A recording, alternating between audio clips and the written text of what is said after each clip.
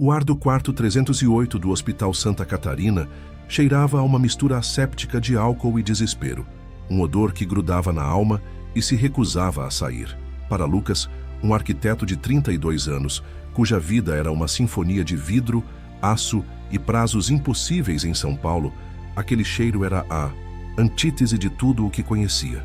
Sua realidade era o aroma de café forte, o ruído branco do trânsito na Faria Lima e o toque frio de uma tela de computador. Ali, naquele cubículo bege, o único som era o bip monótono e agourento do monitor cardíaco, um metrônomo que media os últimos compassos da vida de seu avô. Antônio Almeida, ou seu Antônio, como era conhecido por todos, jazia na cama com a fragilidade de uma folha seca. O homem que Lucas lembrava era um gigante, não em estatura, mas em presença. Tinha mãos que pareciam esculpidas em madeira de lei, calosas do trabalho na terra, capazes de consertar um motor de trator com a mesma delicadeza com que enxertavam uma roseira.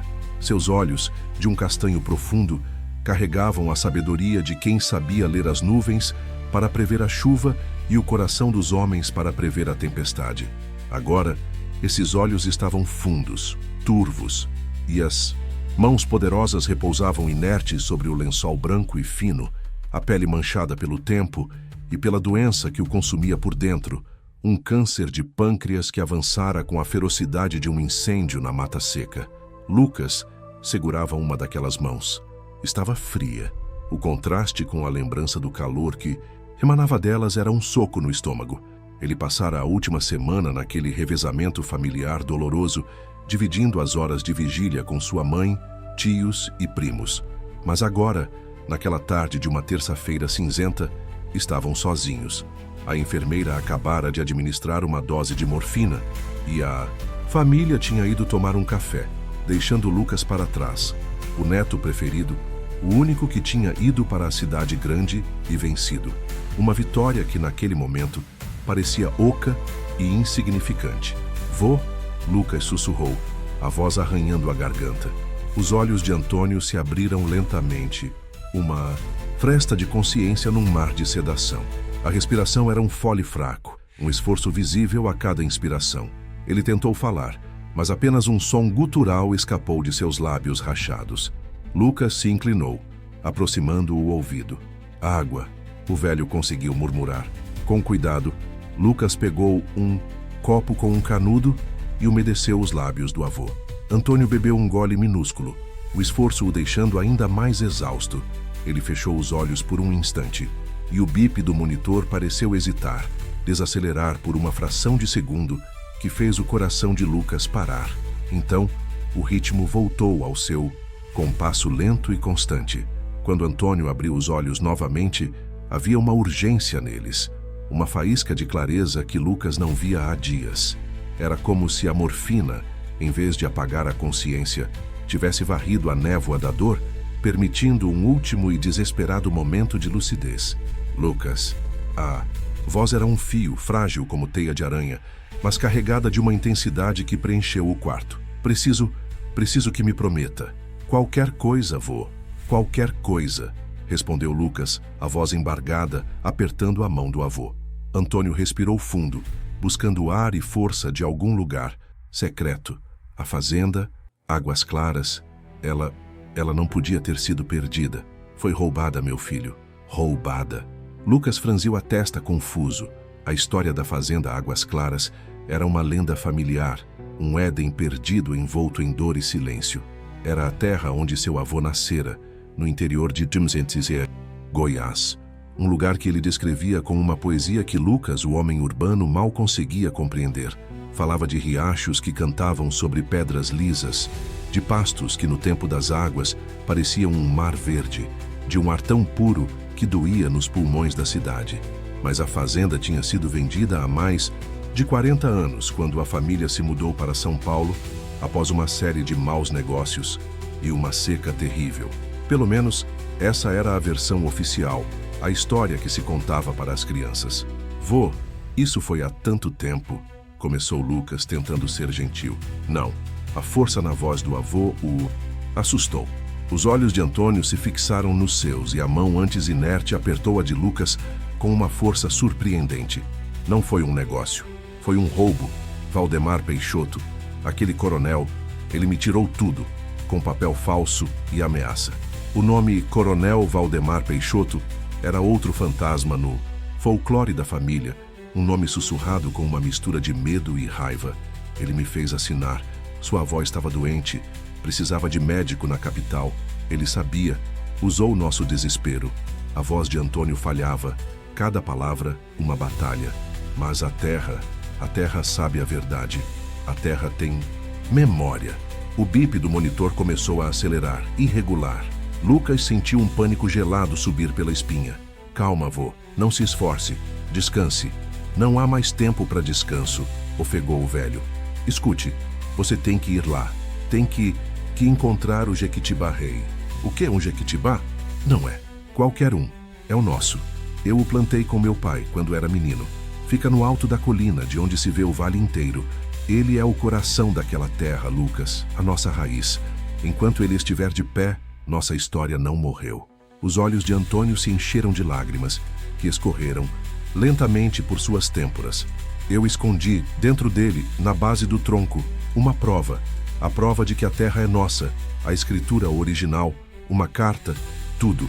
Lucas estava atordoado. A história parecia um delírio. Um último sonho febril de um homem à beira da morte. Uma escritura escondida num tronco de árvore? Parecia enredo de novela. Prometa, Lucas. A voz de Antônio era agora um apelo desesperado, a última brasa de uma fogueira que se apagava. Prometa que vai voltar para Águas Claras, que vai encontrar o Jequitibá, que vai limpar meu nome. Prometa que vai trazer nossa terra de volta. O monitor cardíaco disparou, o som agudo e contínuo preenchendo o quarto como um alarme de incêndio. Lucas olhou para o rosto do avô, um mapa de rugas onde cada linha contava uma história de sol, de trabalho, e agora ele entendia de uma dor profunda e não resolvida. Naqueles olhos ele não viu delírio, viu a verdade de uma vida inteira de injustiça. Eu prometo, vô, disse Lucas, as palavras saindo com um peso que ele nunca sentira antes. Eu prometo que vou trazer a nossa terra de volta. Um suspiro longo, um som que parecia carregar o peso de 78 anos de vida, escapou dos lábios de Antônio. A mão que segurava a de Lucas relaxou. Um sorriso frágil, quase imperceptível, se formou em seu rosto. E então, o bip agudo do monitor foi substituído por um som contínuo, reto, um eco final no silêncio que se instalou. Antônio Almeida tinha ido embora, mas sua promessa ficara para trás, pulsando no ar do quarto, agora fincada no coração de seu neto como a raiz de um jequitibá. O funeral foi um borrão de abraços desconfortáveis, de rostos contorcidos pelo luto e de conversas sussurradas sobre o tempo e a vida. Lucas se moveu por tudo aquilo em um estado de dormência, a cena do hospital se repetindo em sua mente em um loop infinito. A promessa era um segredo pesado, uma brasa que ele guardava no peito. Não contou a ninguém, nem mesmo a sua mãe. Como poderia? Diriam que era o delírio de um moribundo, que ele estava se apegando a fantasias para lidar com a dor. Sua avó, Dona Elvira, era a imagem da dignidade silenciosa, uma matriarca pequena e forte, de cabelos brancos presos num coque perfeito, que enfrentava a perda do companheiro de 55 anos com uma serenidade que parecia vir de outro mundo. Durante o velório, ela se aproximou de Lucas, que estava parado diante do caixão, perdido em pensamentos. Ele te amava muito, meu filho, disse ela, a voz firme, apesar da dor evidente em seus olhos. Dizia que você tinha a força dele, mas com a cabeça da cidade, que você podia construir qualquer coisa. Lucas engoliu em seco. Eu só construo prédios, vó. Ele construiu uma vida. Dona Elvira colocou a mão em seu braço. Ele conversou com você antes de partir, não foi? Eu vi nos seus olhos. Lucas hesitou, depois assentiu. Ele me fez uma promessa, vó. Ela não perguntou qual era. Apenas apertou seu braço com mais força. Um gesto de compreensão que dispensava palavras. Seu avô era um homem de palavra, e a palavra dele era sagrada como a terra que ele amava.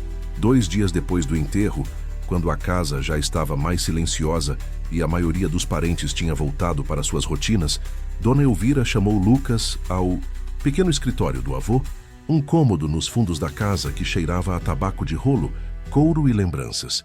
Sobre a escrivaninha de madeira maciça havia uma caixa. Era uma caixa de couro escuro, gasta pelo tempo, com um fecho de latão oxidado. Ele me pediu para te entregar isso, disse ela, a voz embargada pela primeira vez. Disse que você saberia o que fazer. Lucas abriu a caixa. Dentro, sobre um forro de veludo desbotado, havia um punhado de objetos que pareciam relíquias de um tempo esquecido. Havia uma escritura amarelada, com a caligrafia elegante e floreada do século passado, o papel, frágil como asa de borboleta. Nela, lia-se claramente: Fazenda Águas Claras, propriedade de Inácio Almeida, seu bisavô. Havia um mapa desenhado à mão em um pedaço de pano, com contornos de rios, morros e marcações que Lucas não compreendia. Havia um punhado de fotos em preto e branco. Um jovem, Antônio de peito estufado ao lado de um cavalo. Uma Elvira moça de vestido florido, sorrindo para a câmera. E a foto de uma árvore. Mas não era uma árvore qualquer. Era colossal. Um jequitibá-rei, cuja copa parecia tocar o céu e cujas raízes, grossas como serpentes, pareciam agarrar a terra com a posse de um deus antigo. Na base do tronco, quase imperceptível, havia a figura minúscula de um homem de chapéu, seu avô. E, por fim, havia uma única folha seca, grande e coriácea, guardada dentro de um envelope. A folha de um jequitibá. Lucas pegou a folha. Ela se desfez um pouco em seus dedos. Naquele momento, a promessa deixou de ser um eco da voz de um moribundo e se tornou algo tangível, real. Estava ali, naquela caixa, o legado de seu avô. Um mapa, uma escritura, uma foto e uma folha. E uma missão que agora era sua. Ele olhou pela janela do escritório. A garoa fina de São Paulo borrava a paisagem de concreto. Seus projetos, suas maquetes, sua carreira, tudo parecia distante, pertencente a outra vida. A promessa o chamava para longe, para um lugar que ele só conhecia por histórias, para uma paisagem de sol, poeira e injustiça. Ele fechou a caixa com cuidado. O som do fecho, de latão se fechando, ecoou no silêncio do cômodo. Foi o som de uma porta se fechando em sua vida antiga e outra se abrindo para um caminho desconhecido e perigoso. A promessa feita no silêncio do hospital agora gritava dentro dele, exigindo ser cumprida. A viagem de São Paulo para Esperança, no coração de Goiás, era uma transição não apenas geográfica, mas temporal. O asfalto liso da rodovia dos Bandeirantes, com suas múltiplas pistas e o fluxo incessante de carros de luxo e caminhões modernos, foi gradualmente dando lugar a estradas de pista única, o concreto se tornando mais áspero, as paisagens de arranha-céus e complexos industriais se dissolvendo em um oceano de cana-de-açúcar, depois em pastos vastos e, finalmente, na vegetação retorcida e resiliente do cerrado. Lucas sentia como se estivesse dirigindo para o passado. Seu carro, um sedã alemão de linhas sóbrias e motor potente, parecia um intruso alienígena naquela paisagem. Quanto mais ele adentrava o Brasil profundo, mais olhares curiosos atraía nas pequenas cidades e vilarejos que cortava. O ar que entrava pela janela já não era o ar condicionado e filtrado de seu apartamento, mas um ar quente, seco, com cheiro de poeira e de mato. Era o cheiro das férias de sua infância, um aroma que ele não percebia que tinha esquecido até senti-lo novamente, e que trouxe consigo uma onda de nostalgia tão forte que quase o fez parar o carro no acostamento. Esperança não era nem uma cidade, era um suspiro no mapa. A entrada era marcada por um portal de concreto desbotado que anunciava o nome do município com um otimismo que a realidade parecia desmentir. A rua principal, de paralelepípedos irregulares, era ladeada por casas de fachada colorida, mas com a pintura descascada pelo sol implacável. Uma praça, central com uma igreja de torre única e um coreto enferrujado, era o coração da vida social. Homens de chapéu de palha sentados em bancos de madeira, conversando sem pressa, pararam para observar o carro de Lucas passar. Seus olhares uma mistura de curiosidade e desconfiança. Ali, um carro com placa de São Paulo era um evento. Ele se hospedou na única pousada da cidade, a Pousada do Sol, um sobrado antigo com um pátio interno cheio de samambaias. O quarto era simples, com móveis de madeira escura e um ventilador de teto que girava com uma lentidão cansada, movendo o ar quente de um lado para o outro. Da janela, ele via o movimento da praça, um ritmo de vida que era uma afronta à sua existência paulistana, onde cada minuto era contabilizado e otimizado. Ali, o tempo parecia se arrastar, denso e preguiçoso como o melado de cana. Na manhã seguinte, depois de um café da manhã com pão, de queijo caseiro, queijo fresco e um café forte que parecia ter sido coado em um coador de pano centenário, Lucas foi em busca do único nome que tinha, além do de Valdemar Peixoto, Dr. Elias. O escritório do advogado ficava numa pequena casa de esquina, com uma placa de latão gasta pelo tempo que dizia Dr. Elias Matos, Advocacia. A sala de espera era minúscula, com 2 cadeiras de vime e uma pilha de revistas velhas. O homem que o recebeu era baixo, de cabelos brancos e ralos, e usava óculos de aros grossos que escorregavam constantemente pelo nariz. Devia ter a idade que seu avô teria, e seus olhos por trás das lentes eram cansados, mas incrivelmente astutos. "Pois não, meu jovem", disse ele, a voz rouca, levantando-se de uma mesa atulhada de processos amarrados com barbante. "Dr. Elias, meu nome é Lucas Almeida. Sou neto de Antônio Almeida." A expressão do Dr. Elias mudou, instantaneamente. O cansaço em seus olhos deu lugar a uma surpresa genuína, seguida por uma sombra de tristeza. Ele estendeu a mão por cima da mesa. "Antônio, meu Deus, eu soube da notícia. Meus pêsames, rapaz. Seu avô era um dos homens mais direitos que já conheci. Um amigo." Ele gesticulou para a cadeira à sua frente. "Sente-se, por favor. O que um Almeida faz de volta em Esperança depois de tanto tempo?" Lucas sentou-se, o couro da cadeira estalando. Ele sentiu um nervosismo inesperado. Contar a história da promessa em voz alta a tornaria ainda mais real e talvez mais insana. "Meu avô, antes de falecer, me contou sobre a fazenda Águas Claras. Ele disse que a terra não foi vendida, foi roubada." Dr. Elias tirou os óculos, limpou as lentes com um lenço e os recolocou, um gesto lento e deliberado. Ele suspirou, um som pesado, carregado de memórias. Ele nunca superou aquilo. E não foi uma venda. Foi o que chamamos por aqui de grilagem jurídica, uma execução. Coronel Valdemar Peixoto é um mestre nisso. Meu avô mencionou o nome dele, disse que ele usou papel falso e ameaças. "Foi pior que isso, Lucas", disse o advogado, inclinando-se para a frente, a voz baixando para um tom confidencial. "Seu avô não era um homem de letras. Ele era um homem da terra. Valdemar se aproveitou disso. Na época, sua avó, Elvira, teve um problema sério de saúde, uma complicação no parto de sua mãe, se não me engano. Precisava de tratamento caro em Goiânia. Antônio estava desesperado. Valdemar apareceu como um salvador. Ofereceu um empréstimo, com a terra como garantia. Um empréstimo que meu avô não conseguiu pagar", completou Lucas, o nó em seu estômago se apertando. "Um empréstimo que ele nunca teve a chance de pagar", corrigiu o Dr. Elias. "Os juros eram abusivos, os prazos impossíveis. E o contrato que Antônio assinou com a impressão digital, porque mal sabia escrever o nome, não era de um empréstimo, era um documento de transferência de posse, com a data em branco. Valdemar simplesmente esperou o momento certo, preencheu a data e executou a dívida. Quando seu avô percebeu, a fazenda já não era mais dele. Legalmente, no papel, tudo parecia correto, mas moralmente foi um assassinato." Lucas sentiu uma onda de raiva, fria e precisa, tomar conta de si. A dor de seu avô, o segredo guardado por 40 anos, agora fazia um sentido terrível. "Nós tentamos lutar. Na época", continuou o Dr. Elias, "eu era um advogado jovem, cheio de ideais.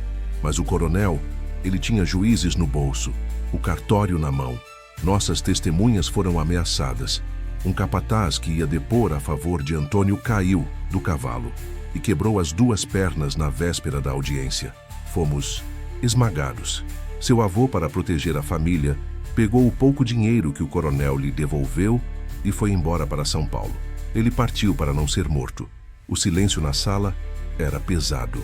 O tic-tac de um relógio de parede antigo parecia amplificado, marcando o tempo perdido, a justiça negada. "E hoje?", perguntou Lucas. "Valdemar Peixoto ainda é tão poderoso?" Dr. Elias soltou uma risada curta e sem humor. Poderoso? Rapaz, hoje ele é um imperador. A Fazenda Águas Claras, que ele rebatizou de Fazenda Império, é o centro de um conglomerado do agronegócio. Ele é dono de metade da cidade. Elege o prefeito, comanda a polícia. Valdemar Peixoto não é um homem, é uma instituição. E o filho dele, Maurício, é ainda pior. Tem a ganância do pai, mas nenhuma da etiqueta do sertão. É um predador moderno, com diploma e contatos em Brasília. Lucas sentiu o peso da promessa dobrar, triplicar. Não estava lutando contra um velho coronel, mas contra um sistema entrincheirado de poder e corrupção. Meu avô disse que escondeu uma prova, a escritura original, disse Lucas, decidindo omitir a parte sobre a árvore por enquanto. Os olhos de Dr. Elias se arregalaram por um instante. A original? Antônio sempre disse que a tinha perdido na mudança. Se você tiver essa escritura, a que foi registrada no cartório antes de toda essa sujeira, isso muda o jogo. A escritura que Valdemar usou foi uma segunda via, emitida sob circunstâncias, digamos, suspeitas. Com a original em mãos, podemos argumentar fraude, anular todo o processo. A esperança, uma faísca frágil, brilhou nos olhos cansados do advogado. Mas encontrá-la é uma coisa, usá-la contra o coronel é outra. Seria como cutucar um vespeiro com uma vara curta. Naquela tarde, Dr. Elias levou Lucas em seu jipe velho e barulhento para um morro nos arredores da cidade. De lá, a vista era ampla. O advogado apontou para um vasto vale verdejante que se estendia até onde a vista alcançava.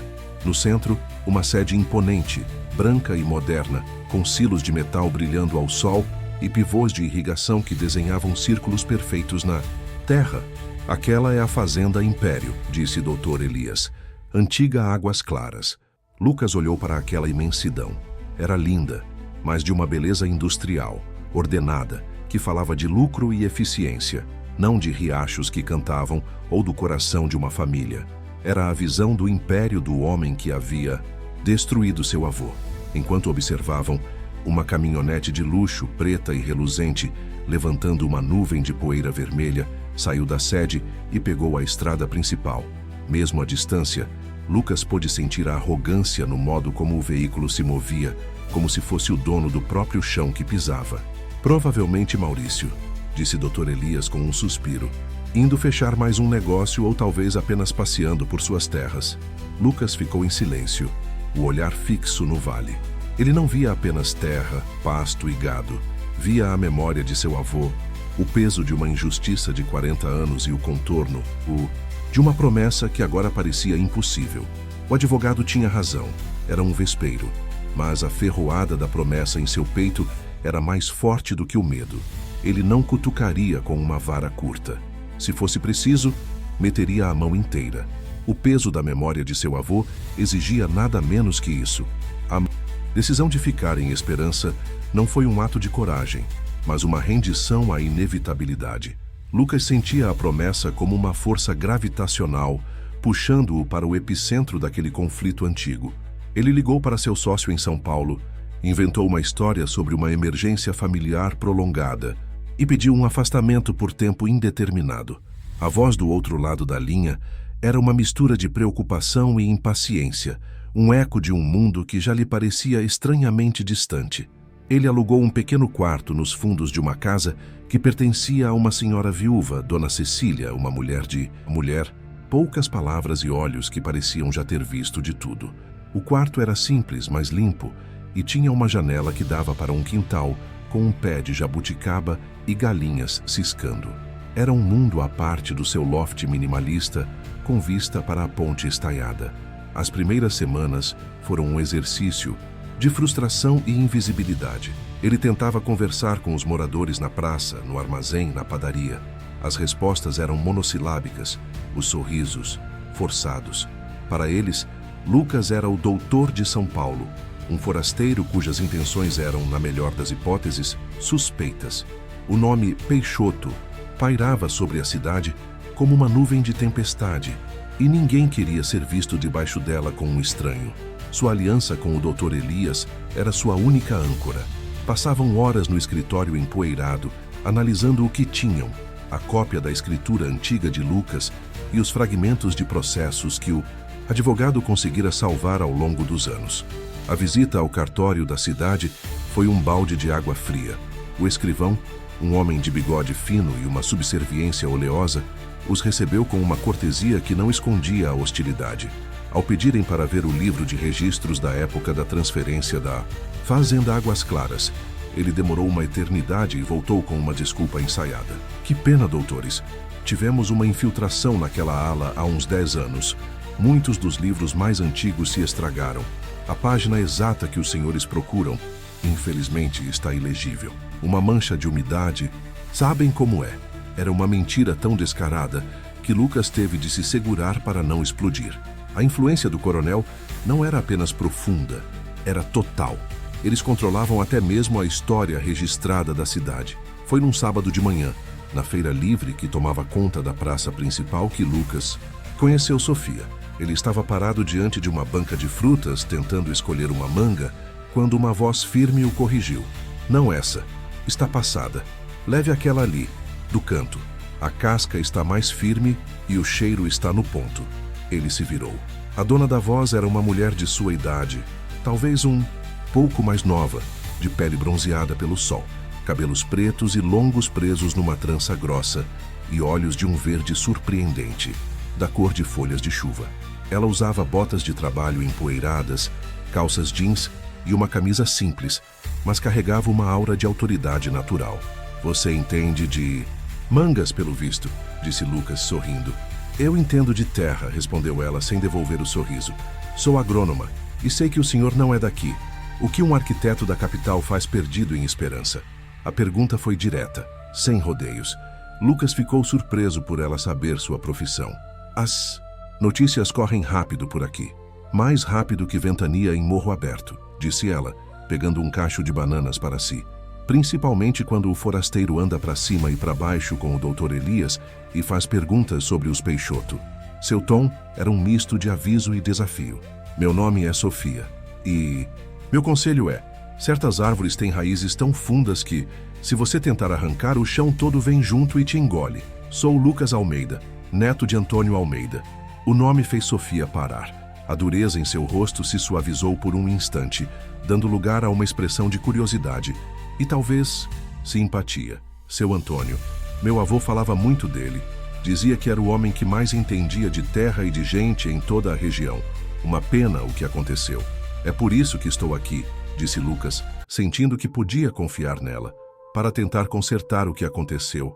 Sofia o estudou por um longo momento. Então o senhor não está atrás de um bom negócio. Está atrás de uma briga perdida. Ela balançou a cabeça. Minha família também perdeu um pedaço de terra para o coronel. Uma nascente. Ele comprou por uma ninharia, depois cercou e hoje vende a água para nós. A briga é perdida, seu Lucas, mas é justa. A forma como ela disse justa soou como um hino. O encontro com Sofia foi como encontrar um oásis. Ela não se tornou uma aliada da noite para o dia, mas a desconfiança inicial deu lugar a uma cumplicidade cautelosa. Ela conhecia a terra e as pessoas. Foi ela quem explicou que o medo em Esperança não era covardia, mas uma estratégia de sobrevivência aprendida ao longo de gerações. A ameaça que Sofia previra não tardou a se materializar. Numa noite de sexta-feira, Lucas estava no único bar da cidade, o Bar do Cícero, tomando uma cerveja e tentando ignorar os olhares que recebia. A porta se abriu e por ela entrou Maurício Peixoto, acompanhado por 2 homens grandes que pareciam ter sido talhados a facão. Maurício era o oposto do pai. O coronel Valdemar era a figura do poder rústico, do sertão. Maurício era o agressor moderno. Usava roupas de grife, um relógio caro e exalava uma aura de impaciência e desprezo por tudo ao seu redor. Ele caminhou diretamente até a mesa de Lucas, o bar inteiro ficando em silêncio. Lucas Almeida, o arquiteto, disse ele, a voz carregada de um sarcasmo venenoso. Ouvi dizer que está gostando da nossa humilde cidade, pensando em construir algum arranha-céu na praça. Estou apenas visitando a terra dos meus avós, respondeu Lucas, mantendo a voz calma, o coração batendo forte contra as costelas. Terra dos seus avós? Maurício riu, uma risada curta e desagradável. Seu avô era um homem de visão. Viu que o futuro não era Aqui vendeu tudo por um bom preço. Um homem esperto. Você devia seguir o exemplo dele. Ele se inclinou, a ameaça agora nua e crua em seu olhar. Esperança não tem espaço para gente como você. Gente que fica remexendo no passado. O passado está morto e enterrado, arquiteto. Se você continuar cavando, a única coisa que vai encontrar é problema. E aqui problema costuma acabar debaixo de 7 palmos de terra. Ele se endireitou, fez um sinal para o dono do bar. A cerveja do nosso turista é por minha conta, como um presente de despedida. Ele e seus capangas saíram deixando para trás um silêncio pesado e o cheiro de perigo. Lucas olhou para a sua garrafa de cerveja. Ela nunca lhe pareceu tão amarga. A ameaça não era mais velada. Era uma declaração de guerra.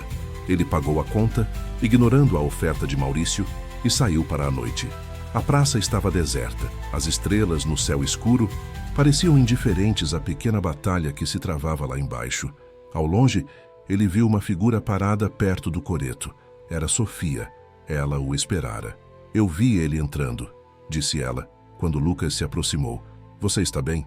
Estou, mentiu ele. Não, não está. Ela o corrigiu, a voz suave. Ninguém fica bem depois de conversar com um peixoto. Eles têm o dom de sujar o ar. Ela olhou para a escuridão na direção da fazenda Império. Agora você entende o tipo de raiz que está tentando arrancar? Entendo, disse Lucas, o maxilar cerrado. E entendo que não posso fazer isso sozinho. Sofia o encarou, os olhos verdes brilhando na penumbra. Ninguém nunca pôde, disse ela. Amanhã venha comigo. Vou te mostrar umas coisas. Vou te mostrar as outras raízes que os Peixoto tentaram cortar. Naquele momento, de pé no silêncio da praça, sob a ameaça de um inimigo poderoso, Lucas sentiu que uma raiz nova e inesperada começava a brotar. Uma raiz de aliança, na terra seca do medo e da desconfiança. E essa raiz tinha nome de Sofia. Seguindo a promessa de Sofia, o domingo de Lucas começou antes mesmo do sol nascer. Ela o buscou na porta da casa de Dona Cecília, em uma picape antiga e robusta, cuja pintura já fora vermelha, mas agora era um mosaico de ferrugem e poeira. A caçamba carregava ferramentas agrícolas e um cachorro vira-lata que parecia feito da mesma matéria resistente do veículo. Durma bem, arquiteto? Perguntou ela com um sorriso irônico, enquanto Lucas se ajeitava no banco do passageiro, cujo estofado tinha mais remendos do que tecido original. Como uma pedra, ele respondeu, sentindo os músculos tensos da noite mal dormida. Eles não seguiram pela estrada principal. Sofia tomou um desvio por uma trilha de terra mal conservada, que serpenteava por entre morros baixos e manchas de mata nativa. Os Peixotos são donos do asfalto, explicou ela, manobrando o carro com uma habilidade impressionante. Nós, os que sobramos, aprendemos a usar os atalhos, as veias da terra. O destino deles era um pequeno sítio espremido entre a fazenda Império e uma cadeia de montanhas. A casa era humilde, de tijolos aparentes com um pomar bem cuidado e um cheiro de café fresco no ar. Um casal de idosos os recebeu na varanda. Eram os avós de Sofia, seu Jofre e Dona Nena. O que se seguiu foi uma manhã de histórias. Sentados em cadeiras de balanço na varanda, tomando café e comendo bolo de fubá, Lucas ouviu os sussurros que nunca chegavam à Praça de Esperança. Seu Jofre, um homem de pele enrugada como casca de árvore e olhos ainda vivos, contou como Valdemar Peixoto, nos anos 70, usou a construção de uma pequena represa em suas terras para inundar, acidentalmente, as plantações mais férteis dos vizinhos menores. Com as colheiras perdidas e as dívidas se acumulando, os pequenos proprietários foram forçados a vender suas terras ao próprio coronel por preços irrisórios. Ele afogou nossas roças para depois comprar nosso chão seco, resumiu o velho, a voz embargada pela raiva antiga. Dona Nena, com as mãos trêmulas, contou sobre a cooperativa que Maurício Peixoto criara mais recentemente. Sob a promessa de melhores preços e acesso a insumos, ele convencera os pequenos produtores a venderem toda a sua produção exclusivamente para a empresa dos Peixoto. No primeiro ano, os preços foram justos. No segundo, despencaram. Endividados e sem ter para quem vender, muitos tiveram que arrendar ou vender suas propriedades para o próprio Maurício, para quitar os débitos. Era a mesma estratégia do pai, apenas com uma roupagem moderna e corporativa. Enquanto ouvia, Lucas sentia sua própria luta se transformar. Aquela não era mais a história de uma promessa pessoal, de uma única fazenda roubada. Era a crônica de uma região inteira, uma teia de cicatrizes deixadas pela mesma aranha. Ele olhou para Sofia, que ouvia as histórias dos avós com uma expressão de dor e de orgulho. Ele entendeu a origem da força dela, da sua desconfiança. Ela era fruto daquela resistência silenciosa. Meu avô, ele não foi o único, disse Lucas, mais para si mesmo. Nunca é, respondeu Sofia, com uma tristeza resignada. A história do Brasil foi escrita com a tinta da ganância de homens como os Peixoto, sobre as terras de homens como seu avô e o meu. Naquela tarde, Sofia o levou para explorar os limites da fazenda Império. Deixaram a picape em uma clareira e seguiram a pé por uma picada quase invisível. Sofia se movia pela mata com a intimidade de quem conhecia cada árvore, cada som. Ela lhe mostrou as cercas novas de arame farpado e postes de aroeira, que avançavam sobre terras que, segundo ela, eram devolutas ou pertenciam a famílias que haviam sido expulsas. Eles cercam primeiro, depois legalizam o papel, explicou ela, apontando para uma marcação recente em uma árvore. Quando alguém reclama, já é tarde demais. O objetivo de Lucas, no entanto, era outro. Ele procurava por uma colina, um ponto alto de onde se pudesse ver o vale, e principalmente por uma árvore, um jequitibá-rei. Ele ainda não contara a Sofia sobre a parte mais fantástica da promessa de seu avô. Parecia íntimo demais, frágil demais para ser exposto. Eles chegaram ao topo de um morro coberto por uma relva seca e salpicado por rochas. A vista era de tirar o fôlego. O vale da antiga Águas Claras se desdobrava abaixo deles, um tapete verde e marrom cortado pelo brilho prateado de um rio. Lucas vasculhou a paisagem com os olhos, procurando por uma copa que se destacasse, uma silhueta que correspondesse à da foto antiga. "O que você tanto procura?" perguntou Sofia, sentando-se em uma pedra. Lucas hesitou, depois decidiu que não podia mais guardar aquele segredo. "Meu avô, se ele... me disse que plantou um jequitibá-rei com o pai dele, em uma colina como esta. Disse que era o coração da terra." Sofia o encarou, a expressão indecifrável. "Um jequitibá. Há muitos por aqui. Os Peixoto não derrubaram todos porque a lei proíbe, mas a maioria está dentro das cercas deles." Ela apontou para uma mancha de mata mais densa, a uns 2 quilômetros dali, já bem dentro da propriedade do coronel. "Ali, tem um gigante lá, o maior da região. Os antigos chamam de Sentinela do Vale. Pode ser esse." O coração de Lucas acelerou. A Sentinela do Vale. O nome soava certo, mas estava em território inimigo, inacessível. A visita aos avós de Sofia e a expedição pela mata mudaram a dinâmica entre eles. A cumplicidade se aprofundou. Lucas percebeu que precisava de mais do que um advogado. Precisava da sabedoria da terra, e Sofia era a personificação dessa sabedoria. As semanas seguintes foram dedicadas a uma investigação silenciosa. Lucas, guiado por Sofia, começou a visitar outras famílias, sempre à noite, sempre com discrição. Ele não se apresentava mais como um arquiteto de São Paulo, mas como o neto de Antônio Almeida. O nome de seu avô era uma chave, abrindo portas e memórias. Ele ouviu histórias de intimidação, de documentos forjados, de poços que secaram depois que os Peixoto desviaram o curso de um córrego. Cada história era um fio, e Lucas, pacientemente, começava a tecer um tapete de provas circunstanciais. A crescente atividade de Lucas não passou despercebida. A sensação de estar sendo vigiado se tornou uma constante. Carros desconhecidos passavam devagar em frente à casa de Dona Cecília. Dr. Elias encontrou o portão de seu escritório arrombado, os papéis revirados, mas nada roubado. Um claro ato de intimidação. A escalada veio de uma forma mais pessoal. Numa tarde, quando Sofia voltava de uma visita a um produtor rural, a estrada de terra foi bloqueada pela caminhonete preta de Maurício Peixoto. Ele desceu do veículo, o sorriso arrogante no rosto. "Sofia, Sofia, sempre metida onde não é chamada", disse ele, aproximando-se da janela dela. "Achei que você fosse mais inteligente.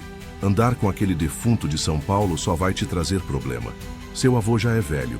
Seria uma pena se ele sofresse um acidente com o trator, não seria?" Sofia o encarou, o rosto uma máscara de fúria controlada. Se você tocar na minha família... Maurício, eu juro que... Você não faz nada.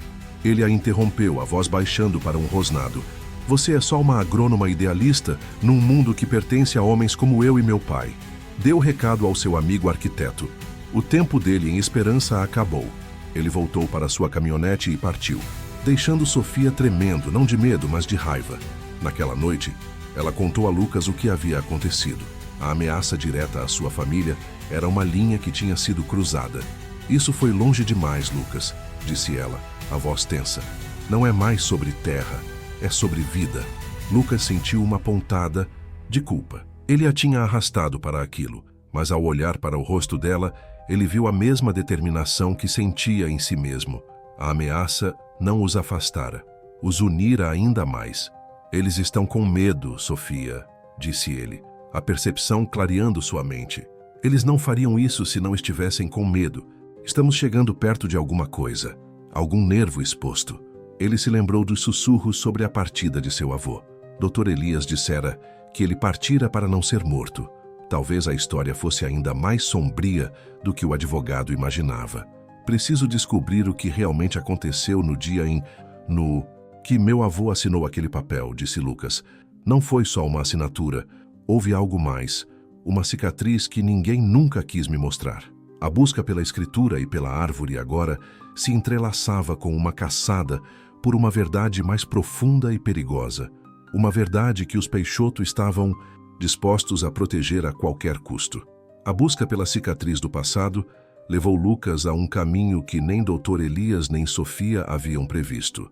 Guiado por um comentário vago de Dona Nena sobre o único homem que nunca teve medo do coronel, mas que a cachaça derrubou, Lucas passou dias procurando por um certo Tião Vaqueiro. Encontrou-o num casebre na periferia de Esperança, um homem que já devia ter passado dos 70, mas cujo corpo magro e fibroso ainda guardava os vestígios da força de outrora. Os olhos, no entanto, eram nublados pela bebida e por memórias que ele claramente preferia manter afogadas. Tião fora o capataz de Antônio Almeida. Era seu homem de confiança, quase um irmão. A lealdade a seu Antônio era a única coisa que sua mente enevoada pela cachaça parecia preservar com clareza. Lucas precisou de 3 visitas, levando 1 litro de cachaça boa e muita conversa fiada, para quebrar a casca de desconfiança do velho. Na terceira noite, sentado na área de terra batida do casebre, sob a luz de um lampião, Tião finalmente falou. A voz, rouca e arrastada, tecia uma narrativa que fez o sangue de Lucas gelar. Seu avô não era homem de desistir não, moço, começou Tião, olhando para o copo.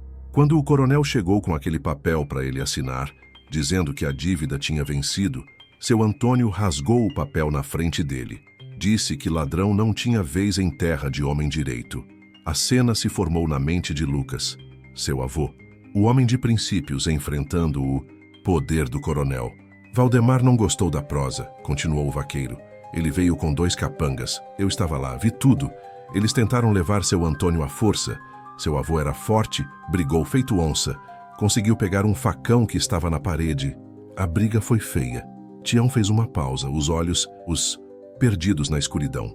Um dos capangas do coronel, um cabra chamado Zé Dito, veio para cima do seu avô com um punhal. Seu Antônio se defendeu e o facão entrou no bucho do Zé Dito. Foi um acidente, uma desgraça. O homem caiu sangrando, morrendo ali no chão da sala. Lucas prendeu a respiração. Um homem morto. Era essa a cicatriz. O coronel viu a chance dele ali, sussurrou Tião. Em vez de chamar a polícia, ele olhou para o seu avô e disse: agora você é um assassino, Antônio.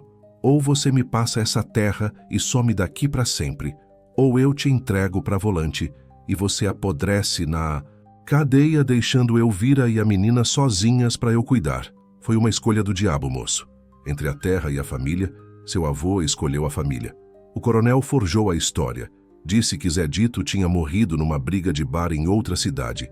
E seu avô assinou o papel, pegou a família e sumiu no mundo, carregando a culpa de uma morte que não foi crime, foi defesa. A revelação caiu sobre Lucas com o peso de uma laje.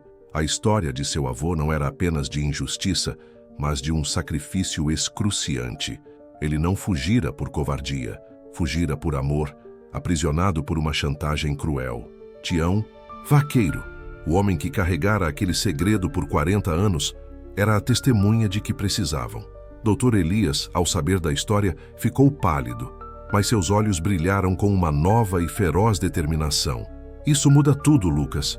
Coação, chantagem, ocultação de crime.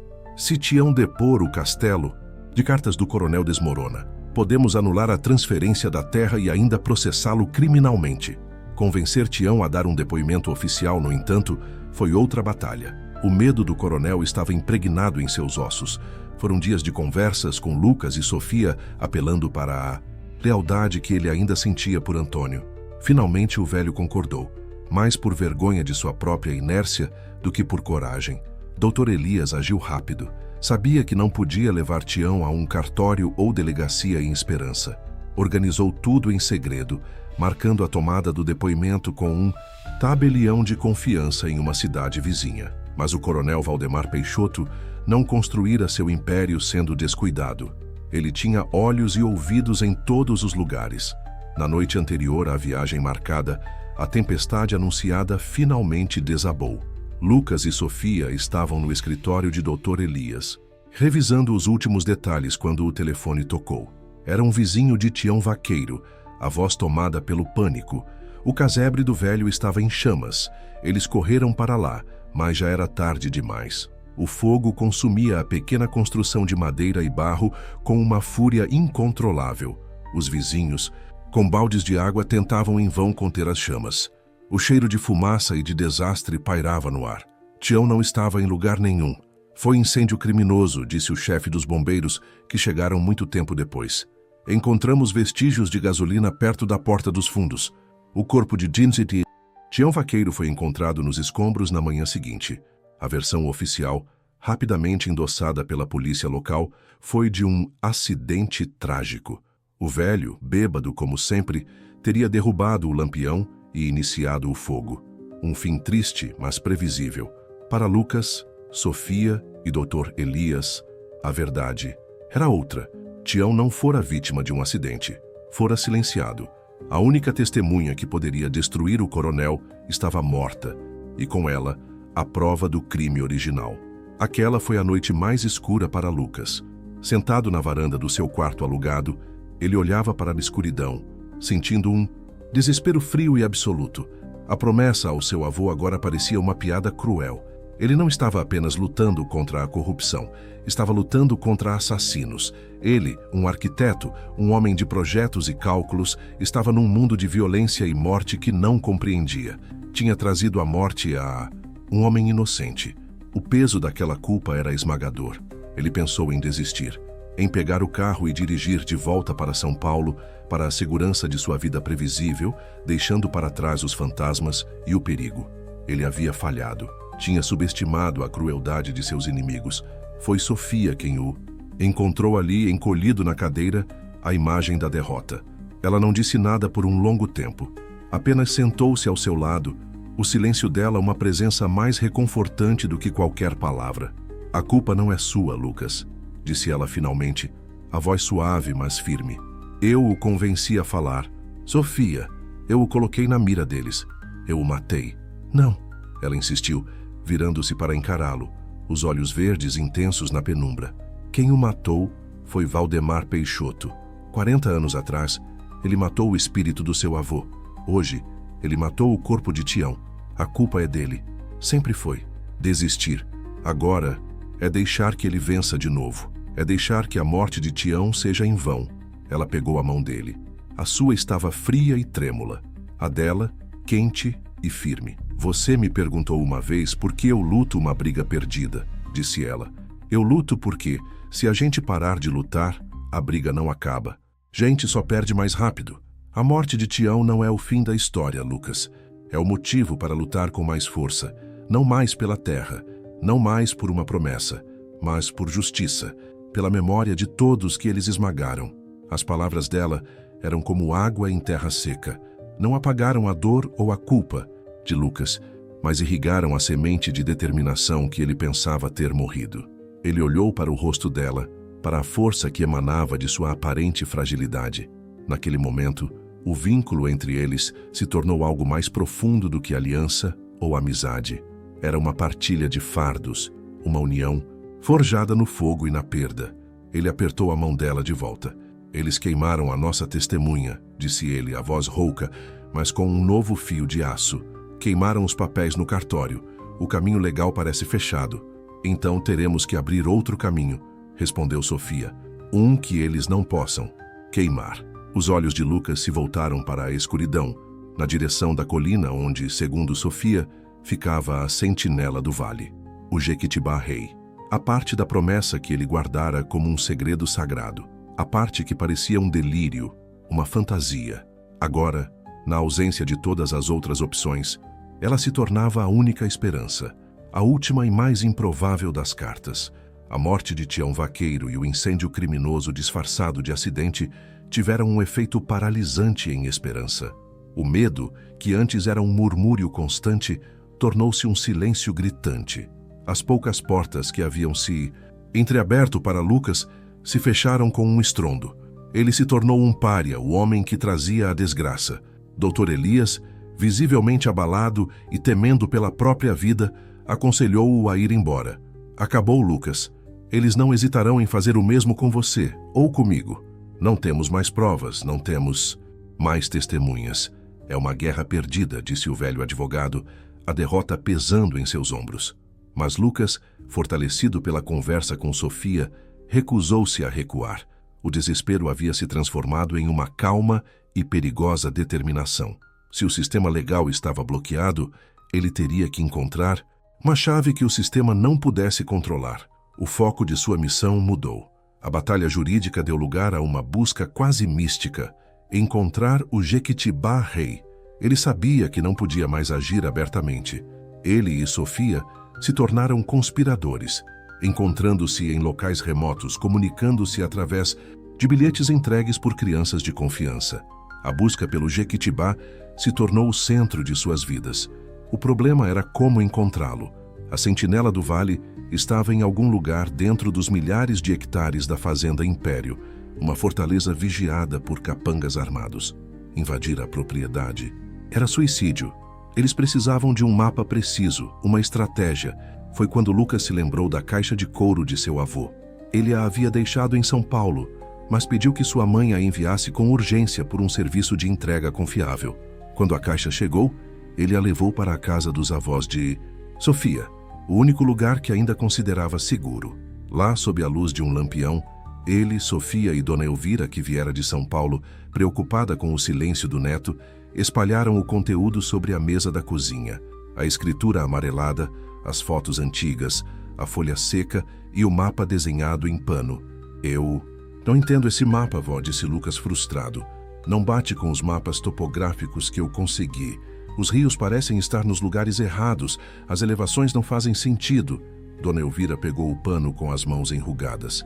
Seus olhos, que pareciam cansados, ganharam um brilho de reconhecimento.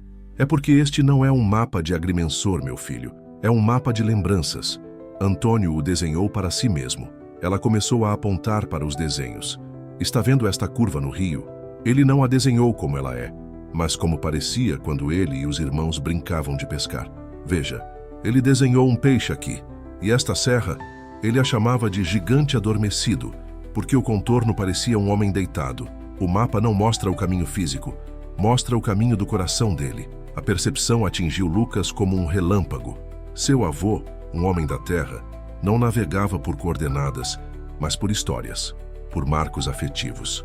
Então, um detalhe no mapa chamou a atenção de Sofia. Havia uma pequena constelação desenhada no canto superior, com uma estrela mais brilhante que as outras. Era o Cruzeiro do Sul, a estrela mais brilhante, murmurou Sofia.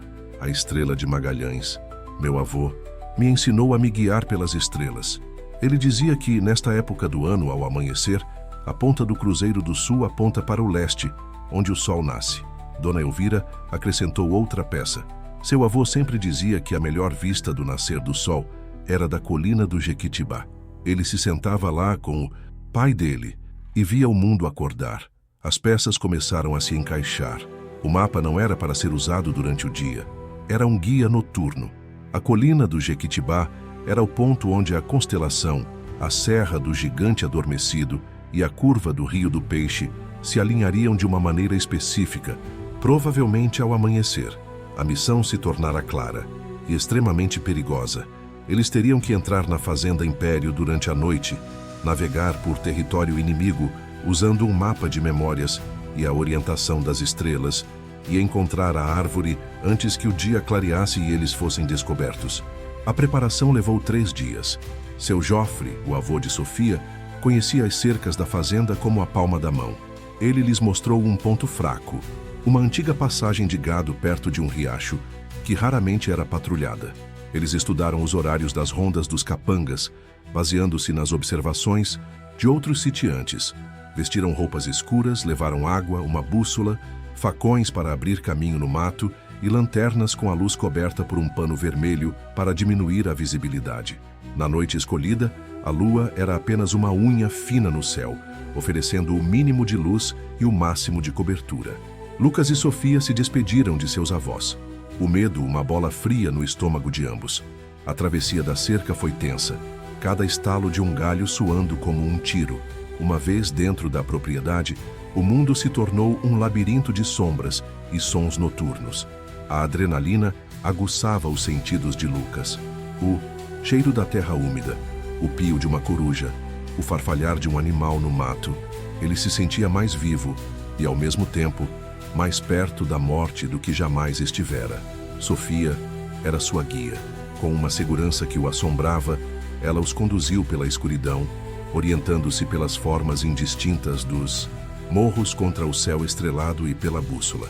Eles seguiram o curso de um riacho, a água gelada em seus tornozelos, até encontrarem a curva que no mapa era marcada por um peixe.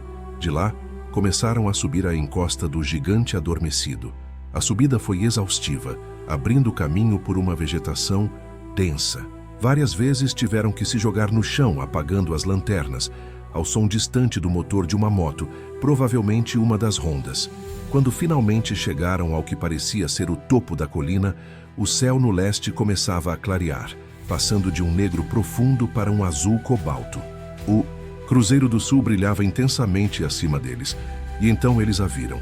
A silhueta se desenhou contra o céu nascente, e era exatamente como na foto.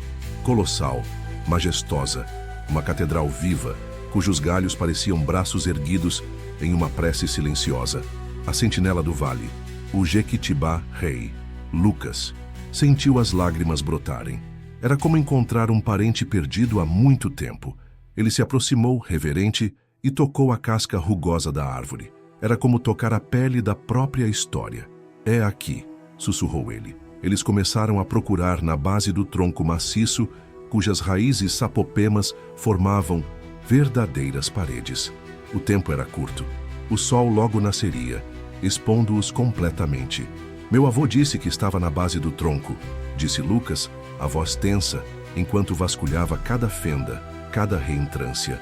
Foi Sofia quem encontrou, numa das maiores raízes, escondida sob uma camada de musgo e terra, havia uma parte da casca que parecia solta. Usando o facão, eles forçaram a abertura com cuidado. Não era casca, mas uma tampa de madeira, perfeitamente camuflada para parecer parte da árvore.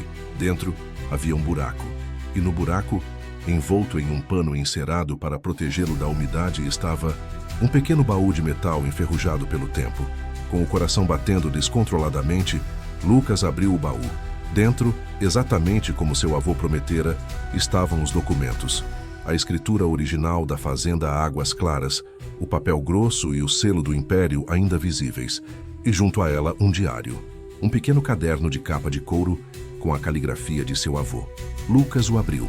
Na primeira página, a data era do dia seguinte à morte de Zé Dito, e ali, com uma clareza dolorosa, Antônio Almeida havia registrado tudo: a briga, a morte acidental, a chantagem do coronel, a dor de ter que abandonar sua terra para salvar sua família. Era a confissão que Tião Vaqueiro não tivera tempo de fazer. Era a prova irrefutável. No horizonte, o primeiro raio de sol rasgou a escuridão, iluminando o vale. Lucas e Sofia se olharam, o alívio e o triunfo brilhando em seus olhos. Eles tinham encontrado o coração da terra e dentro dele a verdade. Mas o triunfo foi interrompido por um latido, e depois outro, e o som inconfundível de homens gritando. Do outro lado da colina, subindo em sua direção, vinham 2 capangas da fazenda, com cachorros. Eles haviam sido descobertos. O som dos latidos ecoou pela colina como uma sentença de morte. Por um instante, Lucas e Sofia ficaram paralisados, o baú de metal nas mãos de Lucas parecendo pesar 1 tonelada. A adrenalina que os guiara pela noite deu lugar a um pânico frio e paralisante. Os gritos dos homens se aproximavam, e as luzes de suas lanternas riscavam a mata abaixo deles. Estavam encurralados. "Por aqui!" gritou Sofia, a voz um sussurro urgente. Ela agarrou o braço de Lucas e o puxou para o outro lado do Jequitibá, na direção oposta à dos capangas. A encosta ali era mais íngreme, quase um penhasco coberto de vegetação densa. Era sua única rota de fuga. Começou uma descida desesperada, quase uma queda controlada. Eles escorregavam pela terra solta, se agarrando em raízes e cipós, os galhos arranhando seus rostos e braços. Lucas protegia o baú contra o peito, como se fosse seu próprio coração. Os latidos e os gritos, atrás deles pareciam estar em seus calcanhares. Eles podiam ouvir os homens xingando, lutando para descer o mesmo terreno íngreme. A fuga os levou a uma parte da fazenda que não conheciam, uma área de mata fechada e terreno acidentado. Perderam a noção de direção, guiados apenas pelo instinto de se afastar de seus perseguidores. Finalmente exaustos e feridos, eles se esconderam em uma pequena gruta formada por rochas atrás de uma cortina de samambaias. Ficaram ali, em silêncio absoluto, ofegantes, ouvindo os sons da caçada que, lentamente, foram se distanciando. Passaram o resto do dia escondidos, comendo as poucas frutas que tinham na mochila e bebendo o resto da água. O medo era um companheiro constante, mas a posse do baú era uma chama de esperança que os mantinha aquecidos.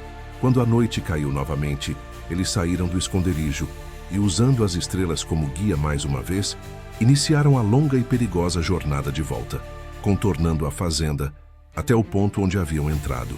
A chegada à casa dos avós de Sofia, quase 24 horas depois de terem partido, foi como o retorno de uma guerra. Estavam cobertos de lama, arranhões e exaustão, mas traziam consigo o prêmio da vitória. A visão do diário e da escritura original fez Dona Elvira chorar, e seu Joffre soltar um grito de triunfo que ecoou pela noite. Na manhã seguinte, o plano de ação foi traçado. Dr. Elias, ao ver as provas, sentiu a chama da juventude e do idealismo se reacender em seu peito. Eles não podem mais negar. Eles não podem mais esconder, disse ele, a voz vibrando de excitação. Mas Lucas sabia que não podiam confiar no sistema local. Levar aquelas provas para a delegacia de Esperança ou para o fórum da comarca seria o mesmo que entregá-las diretamente nas mãos do coronel. A morte de Tião, Vaqueiro, era a prova disso. Precisamos passar por cima deles, disse Lucas. Ir direto para a capital, para o Ministério Público Estadual, para a imprensa, para alguém que o dinheiro do coronel não possa comprar. Foi um risco enorme. Se falhassem, a retaliação seria rápida e final. Com a ajuda de Dr. Elias, eles fizeram cópias autenticadas de todos os documentos. O diário foi fotografado página por página. Lucas, usando suas economias, contratou um serviço de segurança privada, ex-policiais de Goiânia, para proteger a família de Sofia e Dr. Elias. Ele não cometeria o mesmo erro 2 vezes. Enquanto o Dr. Elias preparava a denúncia formal, Lucas agiu em outra frente. Ele contatou um antigo colega de faculdade que se tornara um jornalista investigativo de renome em um dos maiores jornais do país. Contou-lhe a história, a saga de sua família, a corrupção, a violência, a descoberta, no Jequitibá. O jornalista, farejando a maior história de sua carreira, concordou em ir para Goiânia e encontrar-se com eles. A ofensiva foi coordenada. Em uma manhã de segunda-feira, Dr. Elias protocolou a denúncia no Ministério Público Estadual em Goiânia, apresentando o diário, a escritura original e uma lista de outras famílias lesadas pelos Peixoto, que, encorajadas pela nova esperança, concordaram em testemunhar. Simultaneamente, o jornal publicava em sua primeira página uma matéria de capa bombástica. O império de sangue e lama. Coronel do agronegócio é acusado de grilagem, chantagem e assassinato. A reportagem era devastadora. Contava a história de Antônio Almeida em detalhes, publicava trechos do diário, mostrava a foto da escritura original ao lado da fraudulenta e ligava a morte de Tião Vaqueiro ao caso. A história explodiu. A repercussão foi nacional. Em Esperança, a notícia caiu como um raio. O império de medo dos Peixoto começou a ruir da noite para o dia. A chegada de uma equipe de promotores de justiça da capital e de agentes da Polícia Federal, em carros oficiais que não podiam ser controlados pelo prefeito local, foi um sinal visível de que o poder havia mudado de mãos. Valdemar Peixoto e seu filho Maurício foram pegos de surpresa. Tentaram usar sua influência, seus contatos em Brasília, mas a força da evidência e a pressão da opinião pública eram grandes demais. Pessoas que antes se calavam por medo, agora faziam fila na delegacia, improvisada pelos federais para dar seus depoimentos. A barragem do silêncio havia se rompido. A investigação desenterrou um vespeiro ainda maior de crimes: sonegação fiscal, trabalho análogo à escravidão em fazendas mais distantes, desmatamento ilegal. A morte de Zé Dito foi reaberta e a exumação do corpo, enterrado como indigente, confirmou a morte por arma branca. A última vez que Lucas viu o coronel Valdemar Peixoto foi durante uma audiência preliminar. O homem, agora sem o poder que o definia, parecia menor, mais velho, a arrogância substituída por um desespero lívido. Seus olhos encontraram os de Lucas através da sala do tribunal. Não havia ódio neles, apenas a incompreensão de um rei deposto que não entendia como seu castelo pudera ruir. Naquele olhar, Lucas não viu um monstro, mas a personificação patética da ganância. Ele não sentiu triunfo, apenas um vazio melancólico. A vingança, ele percebeu, não era doce. Era apenas necessária. Maurício, ao contrário, o encarava com um ódio puro e sem disfarces. Um ódio que prometia durar mais que qualquer sentença de prisão. O mandado de prisão para Valdemar e Maurício Peixoto foi expedido por extorsão, homicídio e formação de quadrilha. A colheita da verdade fora amarga para eles, mas para as famílias de Esperança era o começo de uma nova estação. O processo para a anulação da transferência da Fazenda Império e sua devolução à família Almeida foi iniciado. A justiça, que por 40 anos se desviara daquele vale, finalmente começava a encontrar o seu curso. Passaram-se 2 anos. O tempo que em Esperança antes parecia estagnado, agora fluía com a promessa de renovação. O julgamento dos Peixoto fora longo e rumoroso, um espetáculo midiático que expôs as entranhas do poder coronelista no Brasil moderno. Valdemar, velho e doente, recebeu uma sentença de 30 anos, que cumpria em prisão domiciliar. Maurício, o arquiteto das novas fraudes e o mandante do assassinato de Tião Vaqueiro, foi condenado a 42 anos em regime fechado. O Império de Lama havia se desfeito. A Fazenda Águas Claras, após uma longa batalha jurídica, liderada por um revigorado Dr. Elias, fora oficialmente devolvida à família Almeida. A notícia foi celebrada em Esperança, com uma festa na praça, uma catarse coletiva que lavou décadas de medo e submissão. Lucas, no entanto, não era mais o mesmo homem. A jornada o transformara de maneiras que ele mal compreendia. A arquitetura de linhas retas e concreto de São Paulo perdera o apelo. Ele descobrira uma outra forma de construção, mais orgânica e significativa: a reconstrução de uma comunidade. Ele não vendeu a fazenda. Ao contrário, mudou-se para lá. A imponente e fria sede da Fazenda Império foi reformada e transformada. Parte dela se tornou a sede de uma cooperativa de pequenos produtores, organizada por Sofia, que agora finalmente podiam vender seus produtos a preços justos. Outra parte virou um centro cultural e escola técnica rural batizado de Centro Cultural Antônio Almeida. Lucas usou seu talento como arquiteto para projetar não arranha-céus, mas casas sustentáveis para as famílias que haviam perdido suas terras e agora trabalhavam na cooperativa. Ele aprendeu a ouvir a terra, a desenhar com o sol e o vento, a construir com materiais locais. Seus projetos, antes elogiados em revistas de design, agora eram celebrados com sorrisos e abraços de pessoas cuja vida ele ajudara a reconstruir. Ele encontrara seu propósito não na altura de seus edifícios, mas na profundidade de suas fundações. Ele e Sofia, parceiros na luta, tornaram-se parceiros na vida. O amor deles crescera de forma natural e forte, como as árvores do cerrado, enraizado na terra pela qual haviam lutado juntos. Numa tarde de céu azul e brisa suave, Lucas levou sua avó, Dona Elvira, de volta a Águas Claras, pela primeira vez em mais de 40 anos. Ele a guiou pela estrada de terra, agora bem cuidada, até o alto da colina. Eles pararam em frente ao Jequitibá Rei. A árvore, a sentinela do vale, parecia ainda mais majestosa. O buraco em sua base fora cuidadosamente fechado, uma cicatriz honrada. Dona Elvira aproximou-se e tocou a casca da árvore, os olhos marejados.